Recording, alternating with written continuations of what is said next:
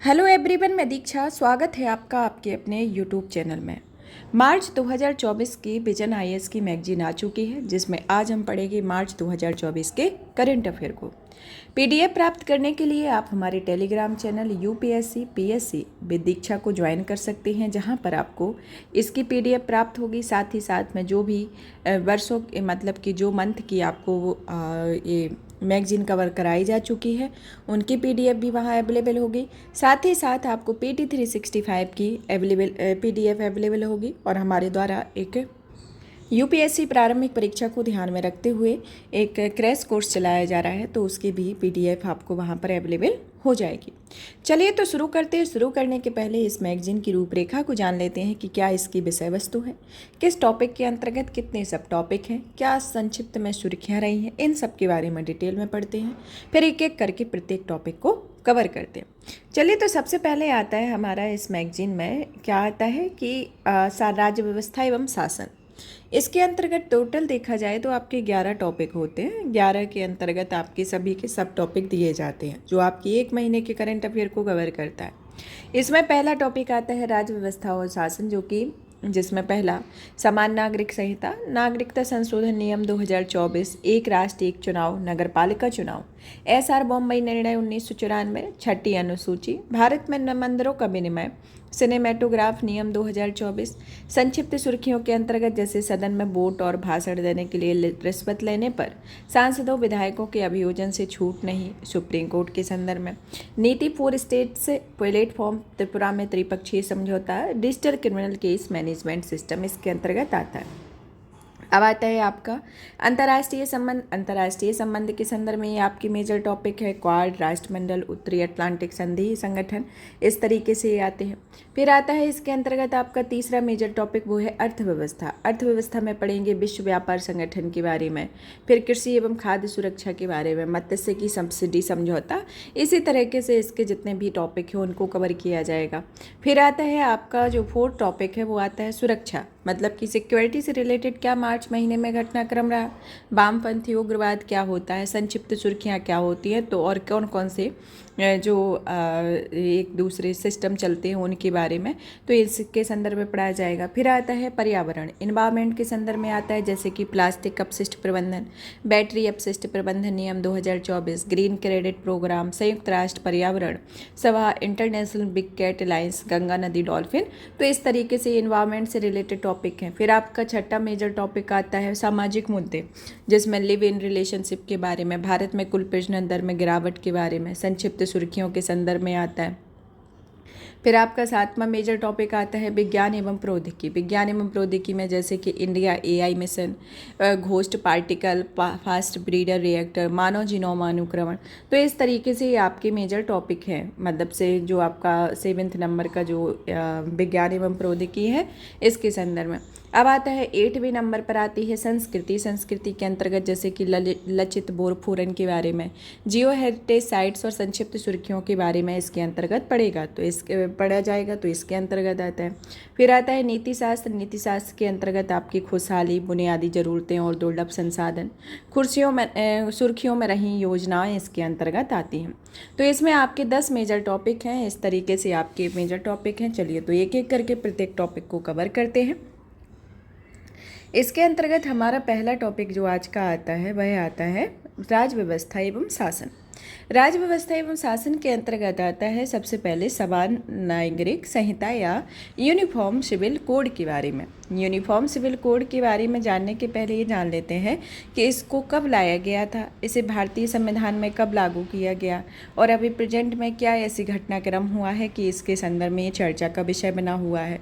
तो प्रत्येक जो भी टॉपिक पढ़ा जाता है तो उसकी सबसे पहले पृष्ठभूमि मायने करती है। पहला तो ये कि अभी अगर करंट में लेटेस्ट मुद्दा उठा हुआ है तो उसकी पृष्ठभूमि मायने रखेगी, क्योंकि एग्ज़ाम में जो क्वेश्चन आते हैं तो वो सिर्फ करंट ओरिएंटेड नहीं होते, उसमें आपका साथ में बेसिक भी जुड़ा रहता है। जैसे अगर नागरिक संहिता से आपका क्वेश्चन आया तो उसमें आपका जो हिस्टोरिकल बैकग्राउंड है, जैसे कि किस रिपोर्ट के तहत इसे सबसे पहले प्रकाशित किया गया था, कौन सी एक समिति बनाई गई थी, या फिर किस राज्य में सबसे पहले लागू हुआ, वर्तमान में क्या मुद्दा है, तो इन सबको जो आपके 4-5 जो फैक्टर होते हैं उनसे रिलेटेड, जैसे कि आगे के लिए क्या सुझाव होंगे या किस तरीके की ये प्रक्रिया सरकार के द्वारा कैसे क्या प्रयास किए जा रहे हैं। तो जो भी टॉपिक पढ़ा जाता है तो प्रत्येक टॉपिक में इस तरीके के क्वेश्चन बनते हैं, तभी आपका डायरेक्ट इसमें ना दे के आपका पूरा एक चीज़ें डिटेल में दी जाती हैं, जो आपके एग्ज़ाम के पॉइंट ऑफ व्यू से इम्पोर्टेंट होता है।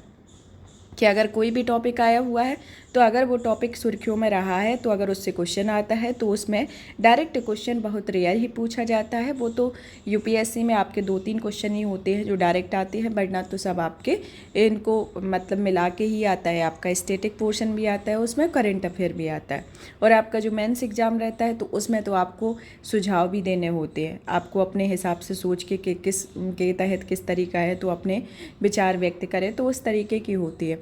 तो इसमें प्री और मेंस दोनों में ही आपको डिटेल में पढ़ने की ज़रूरत रहती है। तो चलिए शुरू करते हैं। सबसे पहले तो ये जानते हैं कि हाल ही में ये मतलब कि चर्चा में क्यों रहा है, इसके चर्चा में रहने का रीज़न क्या है। यूनिफॉर्म सिविल कोड को हाल ही में उत्तराखंड राज्य विधानसभा ने समान नागरिक संहिता उत्तराखंड 2024 विधेयक पारित किया हुआ है, और विधेयक को राष्ट्रपति की मंजूरी मिलने से यह कानून बन चुका है। तो ये क्यों चर्चा में रहा है कि हाल ही में उत्तराखंड राज्य विधानसभा में समान नागरिक संहिता उत्तराखंड 2024 के विधेयक को पारित कर दिया गया है, और राष्ट्रपति की मंजूरी मिलने के बाद यह कानून बन चुका है। क्योंकि जब भी कोई विधेयक होता है वह विधेयक तब तक रहता है जब तक राष्ट्रपति की मंजूरी नहीं मिलती है। जब राष्ट्रपति की मंजूरी मिल जाती है तो वह विधेयक एक अधिनियम बन जाता है। तो इस तरीके से एक कानूनी तौर पर मान्यता मिल जाती है कि यह अधिनियम पारित हो गया है। तो कोई भी विधेयक जब संसद में पेश होता है तो उसमें राष्ट्रपति की मंजूरी मिलना आवश्यक होता है, तभी वह विधेयक बनता है। तो इस तरीके से प्रक्रिया चलती है। अब आता है कि इस विधेयक के संदर्भ में पारित होने से उत्तराखंड समान नागरिक संहिता पर लागू करने वाला देश का पहला राज्य बन गया है, और इसके अलावा असम, गुजरात भी इसके लिए काम कर रहे हैं। मतलब कि अभी हाल ही में इसको तो उत्तराखंड में तो लागू कर ही दिया गया है, लेकिन अब इसके पीछे पैरेलल में आपके असम और गुजरात राज्य भी इसको लागू करने का प्रयास कर रहे हैं। और गोवा भारत का एकमात्र ऐसा राज्य है जहाँ पहले से ही समान नागरिक संहिता लागू है, और यह यूसीसी से अलग है क्योंकि यह पुर्तगाली नागरिक संहिता 1867 के रूप में मौजूद है। तो पहले देखा जाए एक तरीके से तो गोवा में भी ये लागू है, लेकिन एक तरीके से ये पुर्तगाली नागरिक संहिता 1867 के प्रावधानों के तहत वहाँ मौजूद है। तो अभी जो ये विधेयक पारित हुआ है तो वह देश का पहला ऐसा राज्य है जहाँ पर यह विधेयक पारित हुआ है। अब आता है सबसे पहले इसकी यूसीसी की पृष्ठभूमि को देख लेते हैं कि स्वतंत्रता के पहले क्या इसकी पृष्ठभूमि रही और स्वतंत्रता के बाद इसकी क्या पृष्ठभूमि रही। फिर जानेंगे यूसीसी के बारे में, फिर जानेंगे इसके संदर्भ में कि उत्तराखंड में लागू होने के संदर्भ में क्या इसके ऐसे रीजन रहे कि इसको लागू किया गया है। सबसे पहले इसकी पृष्ठभूमि को देखा जाए तो इसमें आता है कि स्वतंत्रता के पहले सबसे पहले लेक्स लॉ की रिपोर्ट जो कि 1840 में अपराधों, सबूतों, कॉन्ट्रैक्ट या अनुबंध से संबंधित भारतीय कानून को संहिताबद्ध करने के महत्व पर जोर दिया गया था। इसमें यह सुझाव दिया गया था कि हिंदुओं और मुस्लिमों के व्यक्तित्व कानूनों को इस प्रकार से संहिताकरण से बाहर रखा जाना चाहिए। BN राव समिति जो कि 1971 में आई हुई थी, उसमें हिंदू कानूनों के संहिताकरण के लिए संहिताबद्ध हिंदू कानून का सुझाव दिया गया था। इसमें महिलाओं को समान अधिकार देने की बात कही गई थी। तो इस तरीके से फिर आता है स्वतंत्रता के बाद। स्वतंत्रता के बाद के संदर्भ में देखा जाए तो इसमें आता है विशेष विवाह अधिनियम 1954 जो कि भारत के नागरिकों और विदेशों में रहने वाले सभी भारतीयों के लिए किसी भी धर्म या आस्था को मानने वाले व्यक्ति से विवाह करने का प्रावधान किया गया। इसके 4 प्रमुख हिंदू कानून हैं, जिसमें हिंदू विवाह अधिनियम 1955, हिंदू उत्तराधिकार अधिनियम 1956, हिंदू माइनॉरिटी और गार्जियनशिप अधिनियम 1956 तथा हिंदू दत्तक और भरण पोषण अधिनियम 1956 होता है। तो ये कुछ स्वतंत्रता के बाद के अधिनियम है, और ये स्वतंत्रता के पहले के अधिनियम है, जिसमें BN राव समिति जो कि 1941 में आई थी, और लेक लॉन्से समिति मतलब की जो कमेटी गठित की गई थी वह 1840 में आई हुई थी। तो इस तरीके से अब जानते हैं कि यूसीसी के बारे में कि यूसीसी का मतलब आखिर होता क्या है।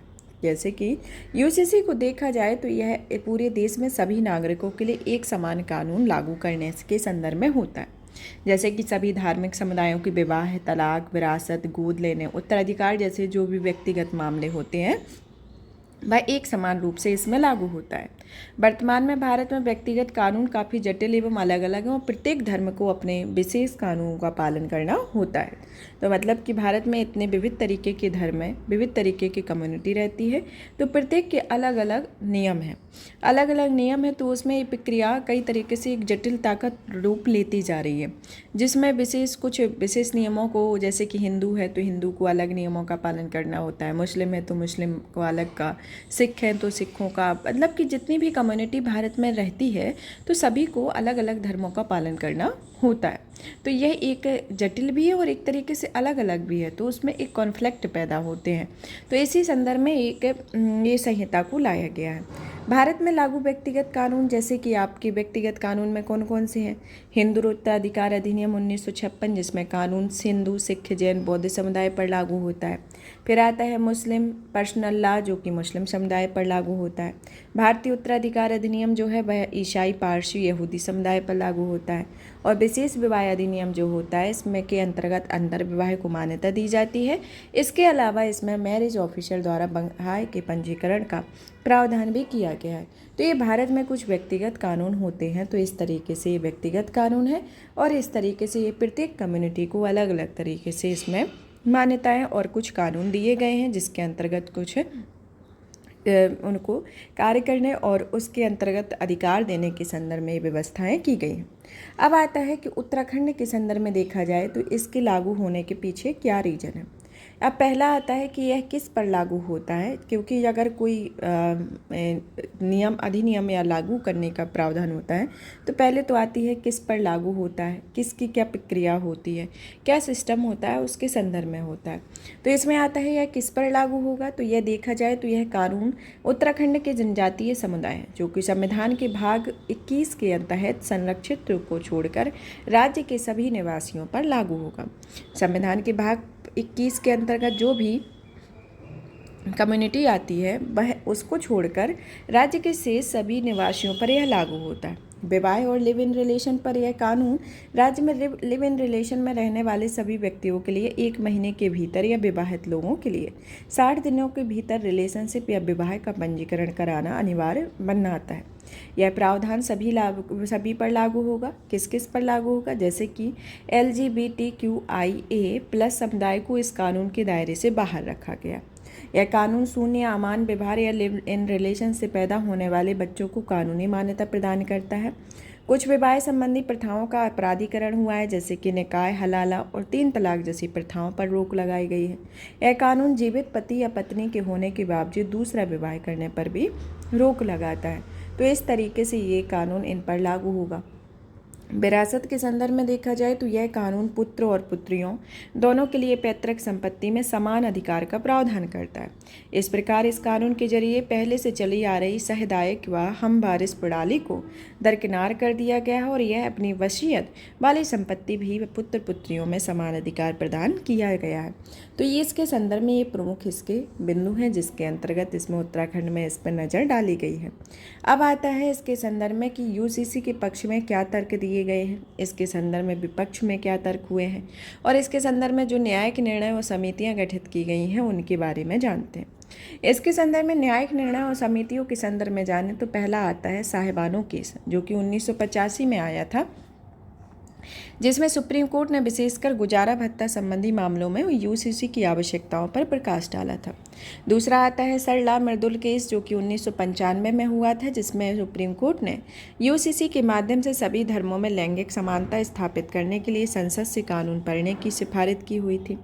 फिर आता है पाउलो काएटिनो बनाम मारिया लुइजा वेलेंटीना परेरा, जो कि 2019 में आया था, जिसने सुप्रीम कोर्ट ने समान व्यवस्था बनाए रखने के लिए समान कानूनों पर आवश्यकता पर प्रकाश डाला।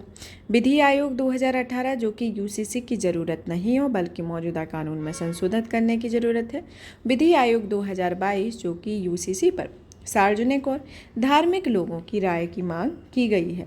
तो इस तरीके से यह इसके लिए कुछ महत्वपूर्ण न्यायिक निर्णय है, इसके संदर्भ में आता है। यूसीसी के पक्ष में तर्क को देखा जाए तो इसमें आता है इससे संबंधित प्रावधान में कि भारत के संविधान में दिए गए कि राज्य के नीति निर्देशक तत्वों के तहत अनुच्छेद 44 में यूसीसी का प्रावधान किया गया और इसका उद्देश्य नागरिक मामलों के लिए एक समान कानूनी ढांचे का निर्माण करता है।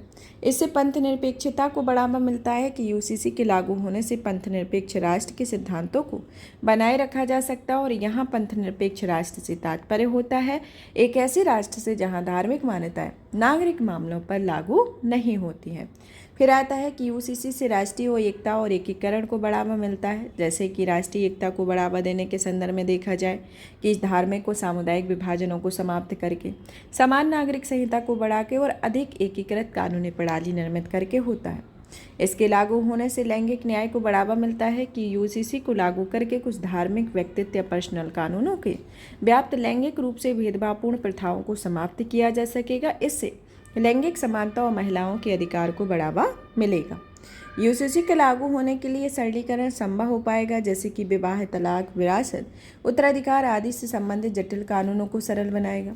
यह व्यक्तिगत कानूनों को संहिताबद्ध करता है और ऐसे कानूनों को संहिताबद्ध करके निष्पक्षता जैसे सार्वभौमिक सिद्धांत स्थापित किए जाते हैं। इससे कानूनी प्रक्रियाओं को सुव्यवस्थित किया जा सकता है और न्याय तक पहुँच बढ़ावा मिलेगा और जिससे विवादों को प्रभावी ढंग से हल किया जा सकेगा। यूसीसी के खिलाफ तर्क को देखा जाए तो इसके अंतर्गत आता है जैसे कि विविधता और धार्मिक स्वतंत्रता को खतरा होता है कि विविध समुदायों की सांस्कृतिक और धार्मिक पहचान स्वतंत्र कमजोर होती है।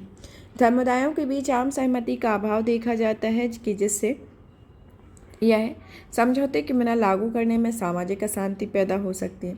संघीय ढांचे के बारे में चिंताओं का बढ़ावा देती है, जैसे कि राज्यों की विधायी क्षमता का अतिक्रमण कर सकती है और इस अतिक्रमण के कारण यूसीसी के प्रवर्तन से संविधान के अनुसूची 7 के प्रविष्टि 5 के तहत सहकारी संघवाद के सिद्धांतों का उल्लंघन हो सकता है। तो इस तरीके से आता है। अब आगे की राय में देखा जाए तो आम सहमति हासिल करने के संदर्भ में आता है कि सरकार को लोगों के समर्थन हासिल करने और उनकी चिंताओं को दूर करने के लिए यूसीसी के संदर्भ में धार्मिक नेताओं और सामुदायिक प्रतिनिधियों सहित सभी हितधारकों के साथ तर्कपूर्ण वार्ता करनी चाहिए। वह मजबूत राजनीतिक इच्छा शक्ति की आवश्यकता है, जिससे सरकार को यह सुनिश्चित करना चाहिए कि यूसीसी को राजनीतिक लाभ के एक साधन के रूप में लागू नहीं किया जा सकता।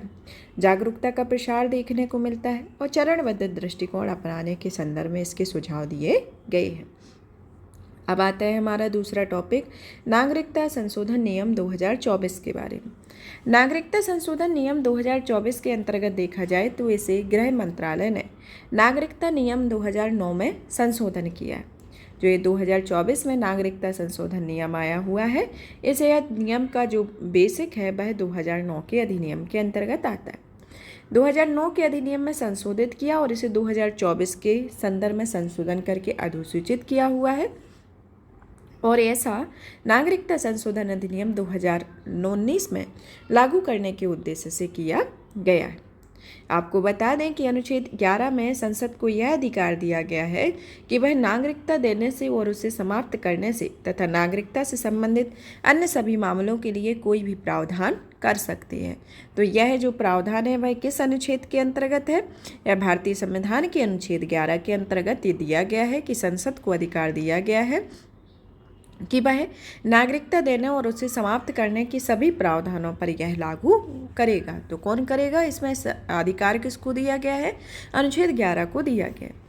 भारतीय संविधान के अनुच्छेद 11 में संसद को नागरिकता पर लागू करने बनाने की शक्ति प्राप्त होती है और संसद इसी वजह से प्राप्त शक्ति का उपयोग करके नागरिकता संशोधन अधिनियम 2019 को पारित किया था और दिसंबर 2019 में इसे राष्ट्रपति की भी मंजूरी मिल गई थी। और सीएए के लागू होने में देरी की वजह से गृह मंत्रालय द्वारा नागरिकता संशोधन नियम 2024 को संशोधन करने में भी देरी की थी।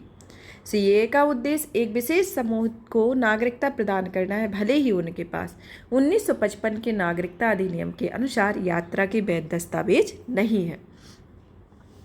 तो इसका क्या उद्देश्य है कि प्रवासियों का एक जो विशेष समूह है उनको नागरिकता प्रदान करना है, चाहे उनके पास नागरिकता अधिनियम 1955 के अनुसार वैध दस्तावेज है या नहीं, लेकिन उनके संदर्भ में कुछ प्रावधान दिए गए हैं जिसके अंतर्गत उनको नागरिकता प्रदान की जा सकती है। अब आता है, सबसे पहले जान लेते हैं नागरिकता संशोधन अधिनियम 2019 में जो पारित किया गया था उसके बारे में। नागरिकता अधिनियम 2019 कहता है कि ये अवैध प्रवासी के लिए 4 शर्तों को पूरा करने के लिए करता है।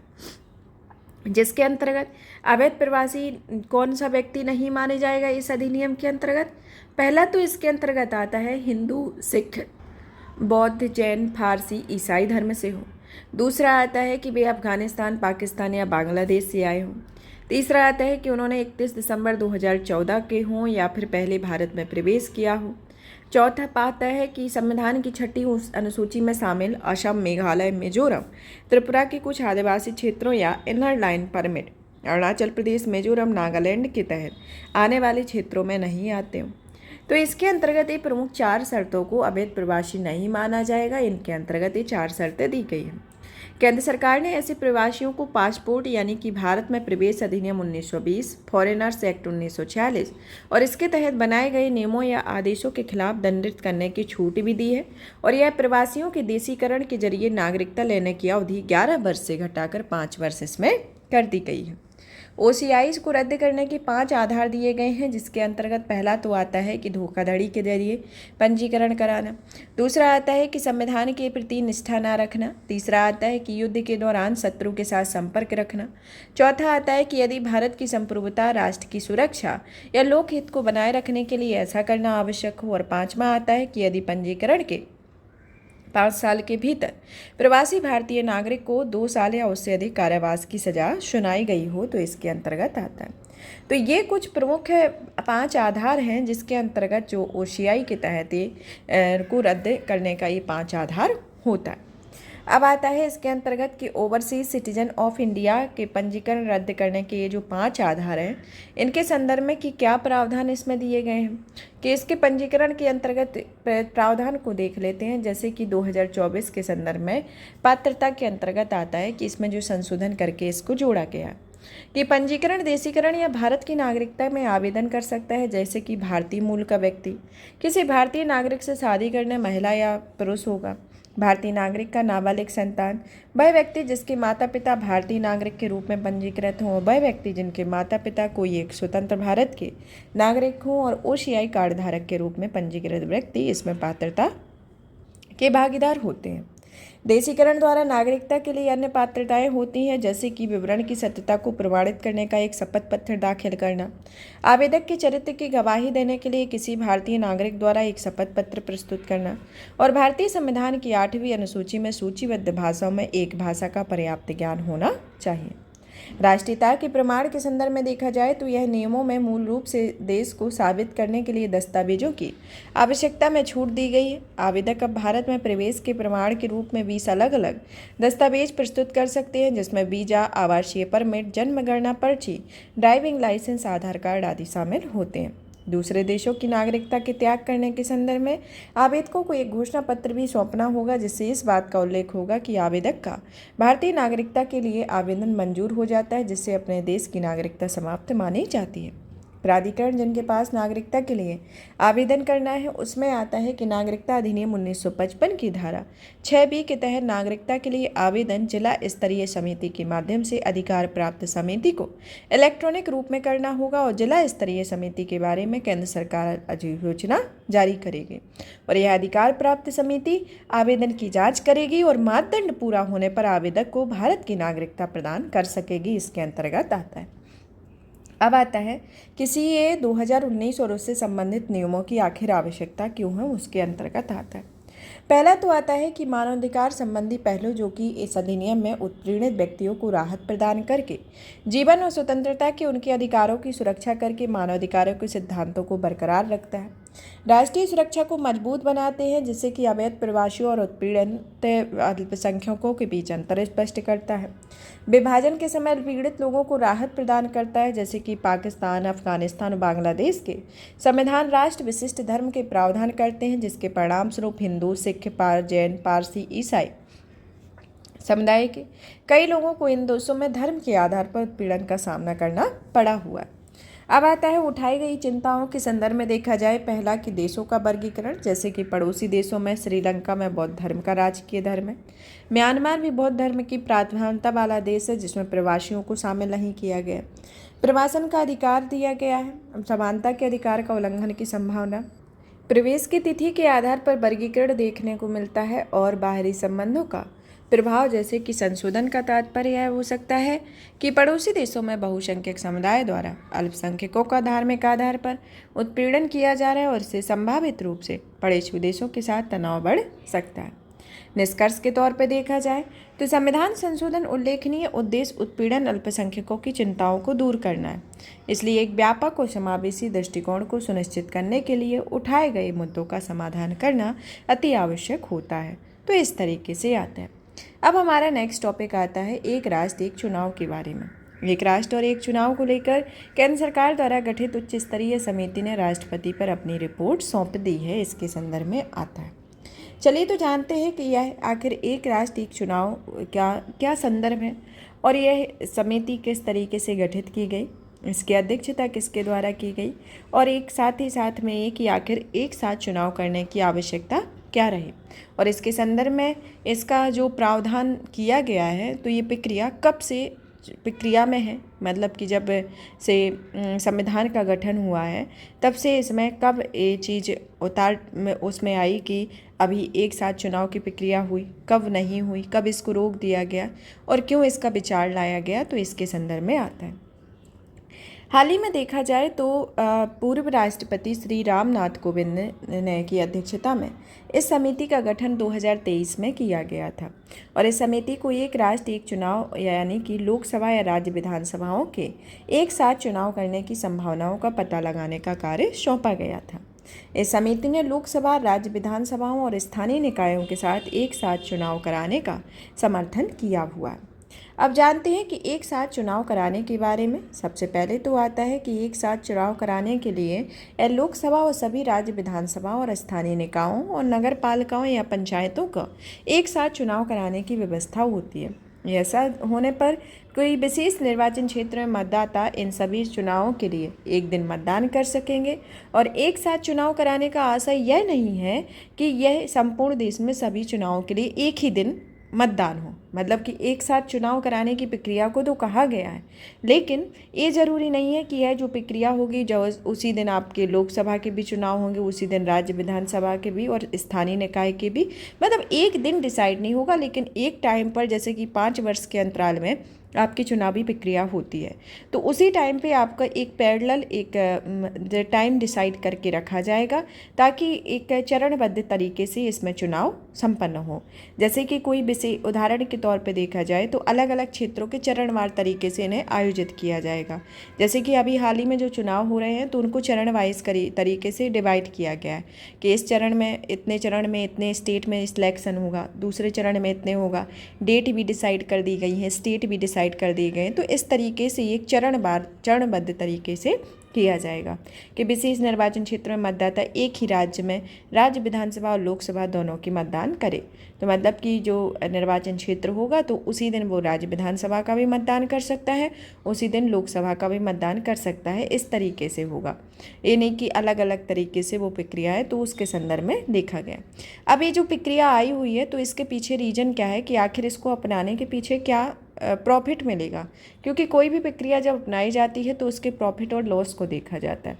जिस चीज़ का ज़्यादा प्रॉफिट देखने को मिलता है तो उस प्रक्रिया को अपना लिया जाता है, क्योंकि positive negative point of view से देखा जाए तो प्रत्येक नियम हो या अधिनियम हो या फिर कोई भी प्रक्रिया हो उसके पॉजिटिव नेगेटिव पॉइंट होते हैं, जिसमें जिसका रेशियो सर्वाधिक होता है उस प्रक्रिया को अपना लिया जाता है।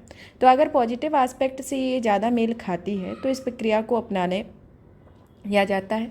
उसी के लिए समितियां गठित की जाती हैं, उसी के लिए प्रावधान निकाले जाते हैं और एक तरीके से एक ओवरव्यू देखा जाता है कि कब से ये चला हुआ था तब से अभी तक में इसका किस सन में किस तरीके से ये प्रक्रिया में क्या प्रॉफिट रहा, किस तरीके का लॉस रहा। तो इस तरीके से एक प्रक्रिया को इस संदर्भ में देखा जाता है। अब इसके आर्थिक लाभ को ध्यान दिया जाए तो इसमें आता है कि एक साथ चुनाव कराने से लोकसभा, राज्य विधानसभा और स्थानीय निकायों में चुनावों पर बार बार खर्च करना पड़ता है तो उसे बचा जा सकता है, जिससे वित्तीय बोझ कम होगा। सरकार के तीनों स्तरों को एक साथ चुनाव कराने पर आपूर्ति श्रृंखला उत्पादन चक्र में आने वाली रुकावटों से बचा जा सकता है और बार बार आदर्श आचार संहिता लागू करने से चुनाव वाले राज्यों या केंद्र शासित प्रदेशों में सभी तरह के विकास कार्यक्रम एवं गतिविधियां रुक जाती हैं तो उससे भी निजात मिलेगा। तो ये इसके आर्थिक लाभ के संदर्भ में देखा जाता है। फिर आता है गवर्नेंस या प्रशासनिक कार्यों पर ध्यान केंद्रित करने के संदर्भ में कि एक साथ चुनाव कराने के लिए प्रशासनिक कार्यों के लिए अधिक समय मिल जाएगा। इससे नागरिकों को लोक सेवाओं का वितरण और बिना किसी रुकावट के सुनिश्चित हो सकेगा। फिर आता है कि मतदाता भागीदारी के संदर्भ में कि बार बार चुनाव होने के कारण मतदाताओं को थकावट का अनुभव होता है। इससे चुनाव में मतदाताओं की भागीदारी कम हो जाती है, जो एक प्रमुख समस्या देखने को मिलती है। न्यायालयों पर कार्य का बोझ कम हो जाएगा और पहचान की राजनीति को कम करना होगा, जिससे बार बार होने वाले चुनाव में पहचान की राजनीति का उपयोग किया जाता है। इससे जाति और वर्ग विभाजन को बढ़ावा मिलता है और सामाजिक एकता बाधित होती है। अब आता है इसके संदर्भ में जान लेते हैं कि इसके साथ चुनाव प्रक्रिया कराने के विचार का समर्थन के बारे में कि भारतीय विधि आयोग के द्वारा 1999 की 170वीं रिपोर्ट और 2015 की 255वीं रिपोर्ट और 2018 के मसौदा में एक साथ चुनाव कराने की सिफारिश की गई थी और 2002 में संविधान के कामकाज की समीक्षा के लिए एक राष्ट्रीय आयोग गठित किया गया था, जिसमें देश में एक साथ चुनाव की समीक्षा की गई। 2015 में संसदीय स्थायी समिति की रिपोर्ट में यह सिफारिश की गई और नीति आयोग के द्वारा अपने वर्किंग पेपर या 2017 में एक साथ चुनाव कराने के विचार का समर्थन किया गया था। तो इस तरीके से ये प्रक्रिया देखने को मिलती है। अब आता है इसके संदर्भ में कि एक साथ चुनाव कराने से संबंधित मुद्दे, समस्याएं समिति द्वारा की गई सिफारिशों के बारे में। मुद्दे एवं समस्याओं के संदर्भ में देखा जाए और इसकी क्या सिफारिशें हैं, इसके बारे में आता है कि एक साथ चुनाव कराने संविधान में संशोधन करने की एक कानूनी चुनौतियां हैं। जैसे कि सिफारिशें क्या क्या दी गई हैं कि इसके अंतर्गत इस चुनौतियों के निपटने के लिए 2 चरणों वाली व्यवस्था है। पहले चरण के अंतर्गत आता है कि लोकसभा और राज्य विधानसभाओं के चुनाव को एक साथ कराने का विचार करना चाहिए। इसके लिए संविधान संशोधन विधेयक प्रस्तुत किया जाता है और संविधान के अनुच्छेद 83 जो कि संसद के सदनों की अवधि और अनुच्छेद 172 में राज्य विधानमंडल की अवधि में संशोधन किया जा सकता है और संविधान के अनुच्छेद 82 की ए के अंतर्गत इसे जोड़ा जाएगा। इस संशोधन के लिए राज्यों के अनुसमर्थन में मंजूरी की आवश्यकता नहीं होती है। दूसरे चरण के संदर्भ में देखा जाए तो इसमें नगरपालिका के और पंचायत चुनाव में लोकसभा या राज्य विधानसभाओं के चुनावों के 100 दिनों के भीतर कराने का विचार किया जा सकता है और इसका उद्देश्य एक और संविधान संशोधन विधेयक प्रस्तुत किया जाएगा, जिसमें संविधान के अनुच्छेद 324 ए के अंतर्गत इसे शामिल करना होगा और इसके लिए राज्यों के अनुसमर्थन की आवश्यकता होगी। अब राज्यों के अनुसमर्थन की आवश्यकता होगी तो इसके संदर्भ में अनुच्छेद 324 ये क्या कहता है? यह अनुच्छेद कहता है कि यह नगरपालिकाओं पंचायतों को चुनावों को एक साथ कराने से संबंधित होता है और अनुच्छेद 325 में संशोधन किया जाएगा, जो कि एकल मतदाता सूची और मतदाता के एकल फोटो पहचान पत्र को सक्षम बनाने में संशोधन किया जा सकता है, इसके अंतर्गत होता है। अब आता है त्रिशंकु संसद या विधानसभा या समय से पहले विघटन की संबंधी के मुद्दे के बारे में कि लोकसभा में त्रिशंकु संसद या विश्वास प्रस्ताव जैसी स्थिति उत्पन्न होने पर नए सिरे से चुनाव कराने के लिए होने चाहिए। हालांकि ये चुनाव केवल भंग लोकसभा के शेष कार्यकाल के लिए ही होने चाहिए और यह राज्यों के मामले में राज्य विधानसभाओं के लिए नए चुनाव कराए जाएंगे और उन्हें जल्द ही भंग नहीं किया जाएगा। इस संदर्भ में अनुच्छेद 83 और अनुच्छेद 172 में संशोधन की आवश्यकता पड़ती है, जिसके लिए राज्यों के अनुसमर्थन की आवश्यकता नहीं होती है। राज्यों के चुनाव में बदलाव करने में राज्यों के अधिकारों का हनन होता है, जो कि अनुच्छेद 327 के उल्लेख करने का चिंताओं को दूर करने का प्रयास करता है और लोकसभा और राज्य विधानसभा में चुनाव में तालमेल बिठाने के संदर्भ में होता है कि समिति ने प्रस्ताव दिया है कि भारत के राष्ट्रपति आम चुनाव के बाद लोकसभा की पहली बैठक की तारीख पर एक अधिसूचना जारी करेंगे और इसके कार्यान्वयन समूह का गठन किया जाएगा, इसके अंतर्गत आता है।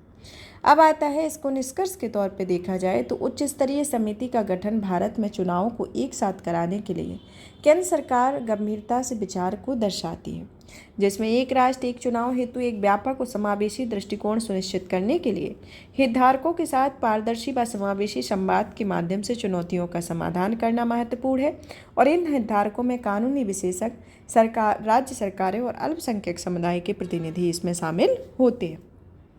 तो इस तरीके से एक निष्कर्ष के तौर पे देखा जाता है। अब आता है नगरपालिका चुनाव के बारे में। नगरपालिका चुनाव को हाल ही में सुप्रीम कोर्ट ने चंडीगढ़ मेयर के चुनाव के परिणामों को अमान्य या रद्द घोषित कर दिया गया है, इसके संदर्भ में आता है। अब आता है कि नगरपालिका जो चुनाव है वह किस तरीके से किया जाता है, इसके अंतर्गत क्या प्रावधान है और ऐसा कौन सा प्रावधान है जिसमें सुप्रीम कोर्ट इस चुनाव के परिणामों को रद्द कर सकता है। और इनके संदर्भ में क्या क्या प्रावधान दिए गए। सबसे पहले तो आता है नगर पालिका चुनाव के बारे में देखा जाए तो इसमें शहरी स्थानीय प्रतिनिधियों का चयन के लिए नगर पालिका में चुनाव किया जाता है। नगर निगमों के जैसे चुनाव संबंधी राज्य सरकारों के विधानमंडल द्वारा बनाए गए नगर निगम अधिनियम के अनुसार होते हैं, जिनमें नगर पालिकाएं नगर पंचायतों के चुनाव संबंधी नगर पालिका अधिनियम भी के अनुसार होता है। नगर पालिकाओं से संबंधित प्रावधान को देखा जाए तो नगर पालिकाओं की संरचना की जो स्थिति है वह संविधान के अनुच्छेद 243 आर के अंतर्गत नगर पालिकाओं को सभी सीटों पर प्रत्यक्ष निर्वाचन द्वारा नगर पालिका क्षेत्र में प्रादेशिक निर्वाचन क्षेत्रों से चयनित व्यक्तियों द्वारा भरी जाती है। इसका उद्देश्य प्रत्येक नगर पालिका क्षेत्र में प्रादेशिक निर्वाचन क्षेत्रों में विभाजित किया जाता है, जिसे वार्ड ए के नाम से जाना जाएगा, इसके अंतर्गत आता है। सीटों के आरक्षण के संदर्भ में अनुच्छेद 243 टी आता है, जिसमें नगर पालिका अधिनियम के अनुसार पिछड़े वर्गों, अनुसूचित जाति, अनुसूचित जनजाति, महिलाओं और अन्य समूहों के लिए सीटें आरक्षित की जाएंगी। नगर पालिकाओं के कार्यकाल के संदर्भ में अनुच्छेद 243 यू आता है, जिसमें नगर पालिका अपने प्रथम अधिवेशन के लिए निर्धारित तारीख से 5 वर्ष तक बनी रहेगी और नई नगर पालिका के गठन के लिए अगले चुनाव का आयोजन नगर पालिका की अवधि समाप्त होने से पहले किया जाना अनिवार्य होता है। और यदि नगर पालिका को 5 वर्ष की अवधि समाप्त होने से पहले भंग कर दिया जाता है तो नई नगर पालिका के गठन के लिए चुनावों का आयोजन उसे भंग किए जाने की तारीख के 6 महीने की अवधि के भीतर चुनाव कराना अनिवार्य होता है। अब आता है राज्य निर्वाचन आयोग के संदर्भ में अनुच्छेद 243 का जेड ए कहता है कि नगर पालिकाओं के लिए मतदाता सूची तैयार करना, साथ ही नगर पालिकाओं के सभी चुनावों का संचालन, अधीक्षण एवं नियंत्रण एवं निर्देशन करना होता है, इसके अंतर्गत आता है। अब आता है इसमें कि शहरी स्थानीय निकाय और नगर निगम के बारे में जान लेते हैं कि ये क्या होते हैं। शहरी किसी नगर निगम में 3 प्राधिकरण होते हैं, जैसे कि परिषद, स्थायी समिति, आयुक्त। परिषद जो होते हैं वह एक तरीके से इसमें पार्षद शामिल होते हैं, जो कि विचार विमर्श करने वाली या विधायी शाखा होती है। इसका नेतृत्व मेयर के द्वारा किया जाता है और सहायता के लिए एक डिप्टी मेयर होता है। मेयर एक नाम मात्र का प्रमुख होता है, जो कि शहर के प्रथम नागरिक के रूप में इसे मान्यता प्राप्त होती है। आप किसी स्थानीय निकाय में जिसमें रहते हैं तो वहाँ आप अगर गांव में रहते हैं तो गांव में सरपंच का चुनाव किया जाता है और आपका शहर में नगर निगम जो है वहाँ पर मेयर का चुनाव किया जाता है। तो इस तरीके की प्रक्रिया ये विभिन्न संदर्भ में होती है। स्थायी समितियों के संदर्भ में देखा जाए तो ये समितियां परिषद के कामकाज को सुविधाजनक बनाने के लिए बनाई जाती हैं, जो संख्या से बहुत अधिक होती है। नगर आयुक्त तो जो कि परिषद और उसकी स्थायी समितियों द्वारा लिए गए निर्णय को लागू करने की जिम्मेदारी होती है और भारतीय शहरों के मुख्य रूप से आयुक्त मॉडल यानी कि मुख्य कार्यकारी अधिकारी के रूप में आयुक्त मॉडल का पालन किया जाता है और यह मॉडल मेयर मॉडल यानी कि प्रत्यक्ष रूप से निर्वाचित कार्यकारी अधिकारी मॉडल के विपरीत होता है। यह मॉडल एक मेयर का अग्रणी होता है जिसको व्यापक कार्यकारी शक्तियाँ होती है और CACE मॉडल में यह आयुक्त अग्रणी होता है जिसमें कार्यकारी शक्तियाँ उसी के पास होती है। और देश के प्रत्येक राज्य ने अपने यहाँ नगरपालिका के गठन के लिए कानून बनाया है और यह कानून नगरपालिकाओं के कार्यों, संरचना, संसाधनों और नागरिक प्रशासन में उनकी भूमिका तय करते हैं। इस तरीके से आता है। अब आता है इसके संदर्भ में कि शहरी स्थानीय निकायों की 3 श्रेणियों के बारे में जान लेते हैं। तो शहरी स्थानीय निकायों में 3 श्रेणी होती हैं, जो कि छोटे शहरी क्षेत्रों के लिए नगर परिषद या नगर पालिकाएँ होती हैं, ट्रांजेक्शनल क्षेत्र के लिए नगर पंचायत और इसके अंतर्गत ग्रामीण से शहरी क्षेत्रों वाला ट्रांजेक्शन क्षेत्र शामिल होता है और बाहरी शहरी क्षेत्रों के लिए नगर निगम कार्य करती हैं। तो इस तरीके से ये नगर पालिका है, नगर पंचायत और नगर निगम आती हैं। अब आता है इसके अंतर्गत देखते हैं कि नगर पालिकाओं के संदर्भ में एक तरीके से जो चुनाव संबंधी क्या चुनौतियां हैं उनके बारे में जानते हैं। चुनाव संबंधी चुनौतियों के संदर्भ में पहली चुनौती को देखा जाए कि समय से चुनाव नहीं होना। सुरेश महाजन बनाम मध्य प्रदेश राज्य 2022 में सुप्रीम कोर्ट ने कहा था कि राज्य सरकारें शहरी स्थानीय निकाय के लिए समय पर चुनाव नहीं करा रही हैं और 2015 से 2021 तक सभी राज्यों में 15 से अधिक नगर पालिकाओं में निर्वाचक परिषदें नहीं थी। परिषद के गठन में देरी होना, क्योंकि जब परिषद का गठन नहीं हो पाता है तो मेयर, डिप्टी मेयर व स्थानीय समितियों में भी देरी होती है, जिससे जो विकास प्रक्रिया होती है वह बाधित होती है। परिसीमन और आरक्षण के संदर्भ में देखा जाए तो कई बार राज्य सरकारें परिसीमन प्रक्रिया में देरी करती हैं, जिस कारण से परिषद के चुनाव निलंबित होते हैं और इस कारण से वार्डों की इस परिसीमन की शक्ति, सीटों के आरक्षण संबंधी शक्ति, मेयर या अध्यक्ष, डिप्टी मेयर, उपाध्यक्ष के वार्डों के लिए सीटों की जो रोटेशन नीति निर्मित करने की शक्ति राज्य सरकार के पास होती है। और इसमें 3 राज्य जिसमें केरल, महाराष्ट्र, पश्चिम बंगाल अपने अपने राज्य निर्वाचन आयोगों को वार्डों की परिसीमन का अधिकार प्रदान करता है। मेयर के कार्यकाल में अनियमितता देखने को मिलती है, जैसे कि 8 सबसे बड़े शहरों में से 5 शहरों सहित देश में 17% शहरों में मेयर के कार्यकाल की अवधि 5 वर्ष से कम होती है। 5 वर्ष कम होने के कारण बार बार चुनाव होते हैं।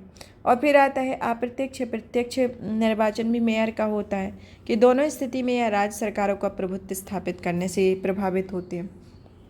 राज्य निर्वाचन आयुक्त के पास में शक्ति का अभाव देखने को मिलता है कि जैसे कि जो निर्वाचन आयोग वार्ड की सीमाओं के परिसीमन को पूरा करने के लिए महिलाओं के साथ साथ वंचित समुदायों के आरक्षण को भी सूचित करने की राज्य सरकारों पर निर्भर करते हैं। मतदाताओं की उदासीनता देखने को मिलती है, जिसमें कि मतदान प्रतिशत लोकसभा और राज्य विधानसभाओं की तुलना में चुनाव की तुलना में लगातार कम हो रही है। जैसे कि दिल्ली का जो 2020 का विधानसभा का चुनाव हुआ था उसमें 62.59% मतदान हुआ था और यह स्थानीय परिषद चुनाव की तुलना में 11.85% अधिक था। आगे की राय में देखा जाए तो इसमें आता है कि राज्य निर्वाचन आयोगों को सशक्त बनाना, परिसीमन की शक्ति निर्धारित करना, जिससे कि एक स्वतंत्र आयोग के पास होनी चाहिए। एकल मतदाता सूची होगी, जिससे कि सभी तीनों स्तरों पर मतदाता सूचियाँ तैयार करना एक साथ चुनाव करने के संदर्भ में, जिससे कि कोई डुप्लीकेशन भी ना हो, कोई मतलब कि निरर्थकता की कमी भी कोई महसूस नहीं की जा सके। तो इस तरीके से होता है। अब आता है हमारा नेक्स्ट टॉपिक एसआर बॉम्बे निर्णय 1994 के बारे में। एसआर बॉम्बे निर्णय के बारे में देखा जाए तो हाल ही में सुप्रीम कोर्ट ने 9 जजों की पीठ द्वारा एसआर बॉम्बे निर्णय 1994 के 30 वर्ष पूरे हो गए हैं, इसके संदर्भ में आया हुआ। अनुच्छेद 356 के अंतर्गत देखा जाए तो इसमें पहली बार इस्तेमाल 1991 से किया गया था।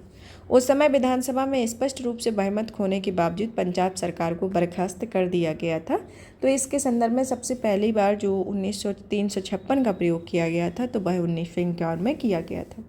अभी प्रेजेंट में एसआर बॉम्बे बनाम भारत संघवाद 1994 के निर्णय में कहा गया है कि वर्ष 1989 में केंद्र सरकार ने संविधान के अनुच्छेद 356 यानी कि वही कि इसका पहले 1951 में प्रयोग किया गया था और इसके अंतर्गत पंजाब सरकार को बर्खास्त कर दिया गया था जब विधानसभा में बहुमत स्पष्ट हो गया था। तो इसके संदर्भ में अनुच्छेद के देखा जाए तो कर्नाटक में एसआर बॉम्बे की सरकार को बर्खास्त कर दिया गया था और राष्ट्रपति शासन लगा दिया गया था। तो ये 1989 में हुआ था और इस एक केस की सुनवाई को सुप्रीम कोर्ट ने 9 जजों की पीठ ने संविधान के अनुच्छेद 356 के दायरे को निर्धारित किया था और कोर्ट ने इस अनुच्छेद के उपयोग कर कुछ प्रतिबंधों को भी परिभाषित किया गया था, इसके संदर्भ में आता है।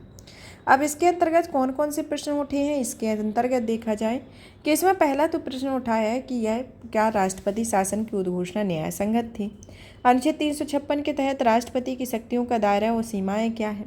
संविधान इस बात पर मौन है कि संवैधानिक तंत्र की विफलता क्या है, इस कारण इस प्रावधान के दुरुपयोग की संभावना बनी हुई है। तीसरा यह है कि यदि संसद द्वारा मंजूरी दिए जाने के बाद कोर्ट राष्ट्रपति शासन की घोषणा को अवैध ठहराता है तो इसके क्या परिणाम होंगे, इसके अंतर्गत आता है। अब आता है कि एसआर बॉम्बे के संदर्भ में इसके सिद्धांत को जान लेते हैं कि इसके अंतर्गत कौन कौन से सिद्धांत आते हैं। पहला तो आता है न्यायिक समीक्षा का सिद्धांत, जिसमें सुप्रीम कोर्ट ने निर्णय अनुच्छेद 356 के तहत राष्ट्रपति उद्घोषणा में पर्याप्त आधारों पर इसमें समीक्षा के अध्ययन किया हुआ था, जिनमें जिन तथ्यों के आधार पर राष्ट्रपति को यह समाधान होता है कि संबंधित राज्य राष्ट्रपति शासन लगाना जरूरी है तो उन तथ्यों की जांच कर सकता है। उन्हें दुर्भावनापूर्ण और उद्घोषणा दुर्भावनापूर्ण या पूरी तरह से अप्रासंगिक या असंगत आधार पर जो बेस्ट है, सुप्रीम कोर्ट या संबंधित हाई कोर्ट उस उद्घोषणा को रद्द कर सकता है। राष्ट्रपति की शक्तियों की सीमाएं निर्धारित करना कि इससे यह निष्कर्ष निकाला जा सकता है कि राष्ट्रपति की शक्ति पूर्ण नहीं है और इसकी उद्घोषणा को संसद के दोनों सदनों में अनुमोदित होने के साथ ही अपनी शक्ति का प्रयोग करना। राष्ट्रपति शासन में अमान्य होने के परिणाम देखने को मिलता है, जिससे कि संबंधित राज्य की मंत्रिपरिषद और विधानसभा दोनों को बहाल किया जाना चाहिए। अन्य प्रमुख टिप्पणियों में देखा जाए तो यह सत्तारूढ़ दल को प्राप्त समर्थन का का निर्धारण करने में शक्ति परीक्षण की सर्वोच्चता निर्धारित की गई है और अनुच्छेद 356 का प्रयोग केवल तभी उचित है जब संवैधानिक तंत्र विफल हो गया हो, ना कि प्रशासनिक तंत्र। और सरकारी आयोग की रिपोर्ट के आधार पर इस मामले में सुप्रीम कोर्ट ने सूचीबद्ध किया है कि अनुच्छेद 356 के तहत शक्ति का उपयोग करना उचित या अनुचित हो सकता है। उचित उपयोग के उदाहरण के तौर पर देखा जाए तो यदि केंद्र सरकार के संवैधानिक निर्देश की राज्य सरकार द्वारा अवहेलना की जाती है, और अनुचित उपयोग का उदाहरण देखा जाए तो केंद्र सरकार द्वारा राज्य सरकार को अपने राज्य के शासनात्मक कार्यों में संशोधन और सुधार करने संबंधी पूर्व चेतावनी दिए बिना सीधे राष्ट्रपति शासन लगाया जाता है। पंथ निरपेक्षता, लोकतंत्र और संघवाद हमारे मूलभूत सिद्धांत की विशेषता है, जो कि संविधान के मूल ढांचे का सिद्धांत है। इसके संदर्भ में आता है एसआर बम्बई केस के प्रभाव को देखा जाए तो अनुच्छेद 356 में का कम उपयोग होना कि जनवरी 1950 में से मार्च 1994 के बीच राष्ट्रपति शासन 100 बार यानी वर्ष औसतन 2.5 बार लगाया गया था, और 1995 से 2021 के बीच केवल 29 बार राष्ट्रपति शासन लगाया गया। संघवाद को मजबूत किया गया, जिसमें अनुच्छेद 356 के तहत उद्घोषणा को राष्ट्रपति की विवेकाधीन शक्तियों को कम किए बिना न्यायोचित ठहराया गया, जिससे शक्तियों के पृथक्करण के सिद्धांतों को कम किए बिना देश के संघवाद को मजबूत किया है। इसके अंतर्गत आता है। अब आता है कि अनुच्छेद 356 के बारे में देखा जाए तो राज्य आपातकाल को राष्ट्रपति शासन या संवैधानिक आपातकाल के तौर पर इसे जाना जाता है, और इसे आपातकाल शब्द का इसमें प्रयोग नहीं किया गया है, लेकिन इसे राष्ट्रपति शासन, संवैधानिक आपातकाल या राज्य आपातकाल के संदर्भ में इसे जाना जाता है।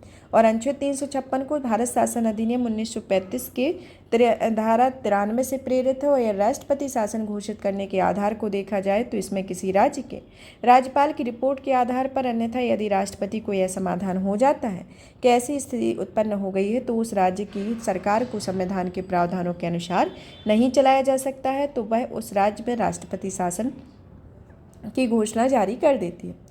इसकी वैधता राष्ट्रपति शासन की उद्घोषणा 2 माह के भीतर संसद के दोनों सदनों में अनुमोदित किया जाता है, और यह स्वतः समाप्त माना जाता है, और यह घोषणा जारी करने की तारीख से 6 माह तक लागू होती है। इसमें 1 वर्ष से अधिक विस्तार केवल राष्ट्रीय सुरक्षा आपातकाल की स्थिति में होता है, और यदि चुनाव आयोग प्रमाणित कर देता है तो अभी विधानसभा चुनाव कराना मुश्किल है, और राष्ट्रपति शासन की जो अधिकतम अवधि होती है वह 3 वर्ष की होती है।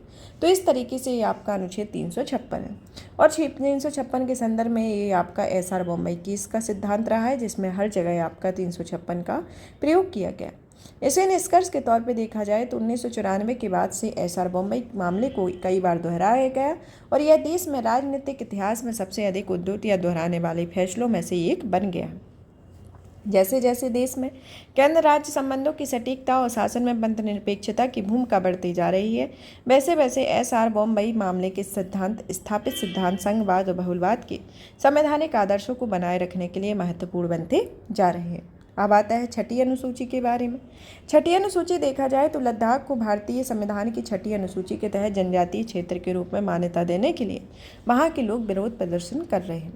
अब इसके संदर्भ में क्या तथ्य निकल कर आए हैं, और 6ठी अनुसूची क्या है, जिसके अंतर्गत जनजातीय क्षेत्रों को क्या क्या प्रावधान दिए गए हैं, क्या कौन सी सुरक्षाएं प्रदान की गई हैं, क्या इससे अलग है, तो इनके सब के बारे में जानते हैं।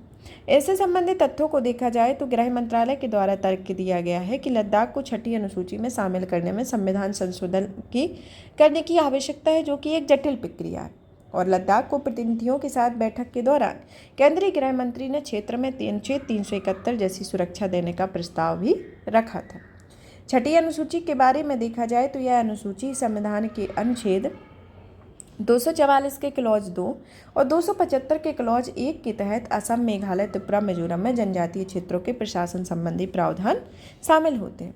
और 6ठी अनुसूची के प्रावधान को देखा जाए तो यह 4 राज्यों में राज्यपालों को अपने राज्य में स्वायत्त जिला परिषदें और स्वायत्त प्रादेशिक परिषदें गठित करने का अधिकार देती है, जिसमें जो स्वायत्त जिला परिषदें होती हैं वह अधिकतम इसमें 30 सदस्य होते हैं, और इसमें 4 राज्यपाल द्वारा नामित किए जाते हैं और शेष को चुना जाता है। जैसे कि बोडोलैंड प्रादेशिक परिषद एक अपवाद है, जहाँ पर 46 सदस्य होते हैं, और एक तरीके से देखा जाए तो इसमें 30 ही सदस्य होते हैं।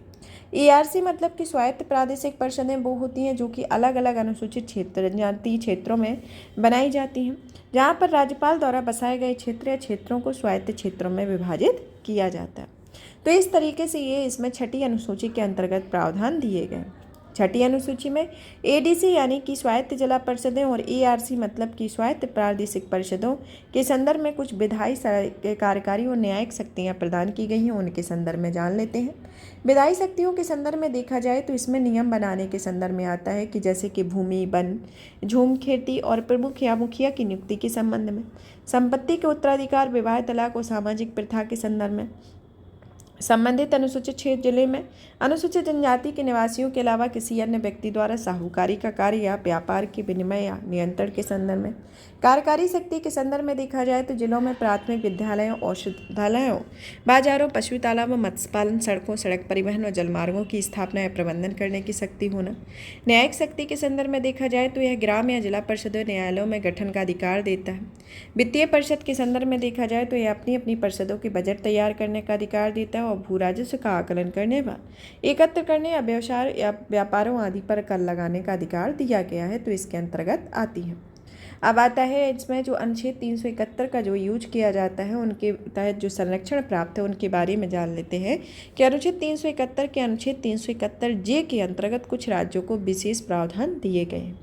इसके अंतर्गत कुछ धार्मिक और सामाजिक समूहों के राज्यों एवं केंद्र सरकार के हस्तक्षेप के बिना अपने मामलों पर स्वायत्त तरीके से निर्णय लेने की अनुमति मिलती है। तो यह अनुच्छेद 371 के अंतर्गत जो आपके जो जनजातीय क्षेत्र हैं, जो विशेष क्षेत्र हैं, उनको 371A, 371B, 371C, D, E, F इस तरीके से आपके संविधान में प्रावधान दिए गए हैं, जिसके अंतर्गत कुछ ऐसे क्षेत्र हैं जैसे कि आपका 371J जो कि विशेष प्रावधान इसमें दिए गए हैं, जो कि कुछ धार्मिक और सामाजिक समूहों के राज्य और केंद्र शासित के हस्तक्षेप के बिना अपने मामले को स्वायत्त तरीके से निर्णय लेने की अनुमति मिलती है। इसके संदर्भ में ये प्रावधान आता है। अब आता है इसके अंतर्गत जान लेते हैं कि छठी अनुसूची और पांचवी अनुसूची में क्या डिफरेंसेस है, कि ये जो अनुसूचियां हैं कि किस तरीके से इनमें क्या अंतर है। कि पांचवी अनुसूची के संदर्भ में देखा जाए तो यह अनुसूची उस क्षेत्रों में लागू होती है जहां पर भारत के किसी भी राज्य के कुछ जनजातीय क्षेत्रों पर लागू होती है, जो कि वर्तमान में 10 राज्यों में है। और छठी अनुसूची जो है वह राज्य के चार पूर्वोत्तर राज्यों के जनजातीय क्षेत्रों पर लागू होती है। इनका प्रशासन जो होता है वन जनजातीय सलाहकार परिषद करती है और यहाँ पर जिला परिषद या क्षेत्रीय परिषदें होती है।